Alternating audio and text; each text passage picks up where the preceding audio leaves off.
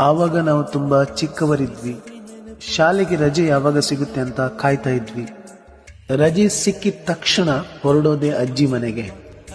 ಅಲ್ಲಿ ಸಿಗೋ ನಮ್ಮ ಸ್ನೇಹಿತರು, ತೋಡಲ್ಲಿ ಹಿಡಿಯೋ ಮೀನು, ಮನೆಯ ಪಕ್ಕದ ಕೆರೆಯಲ್ಲಿ ಸುಸ್ತಾಗುವಷ್ಟು ಈಜಿದ್ದು, ಸೈಕಲ್ ಟೈರ್ ಓಡಿಸಿದ ಆ ನೆನಪು, ಅಜ್ಜಿ ಮಾಡೋ ತರೇವಾರಿ ಅಡುಗೆಗಳು, ಹೀಗೆ ಒಂದು ಕಂಪ್ಲೀಟ್ ಪ್ಯಾಕೇಜ್ ಆಗಿತ್ತು ನಮ್ಮ ಬಾಲ್ಯದ ದಿನಗಳು. ಇದನ್ನೆಲ್ಲ ಎಂಜಾಯ್ ಮಾಡಿದ ನಮ್ಮ ಜನರೇಷನ್ ಗ್ರೇಟು ಬಿಡಿ. ಈ summer camp, skill development, speaking class ಅಂತ ತಲೆ ಕೆಡಿಸ್ಕೊಂಡವರು ನಾವಲ್ಲ. ನಮ್ಗೆ ಅಜ್ಜಿ ಮನೆಯೇ ಸ್ಕಿಲ್ ಡೆವಲಪ್ಮೆಂಟ್ ಯೂನಿವರ್ಸಿಟಿ ಆಗಿತ್ತು. ನಮ್ ಫ್ರೆಂಡ್ಸ್ಗಳೇ ನಮ್ಗೆ ಪ್ರೊಫೆಸರ್ಗಳು. ಹಾಗಂತ ನಾವ್ಯಾರಿಗೂ ಕಮ್ಮಿ ಇಲ್ಲ ಬಿಡಿ.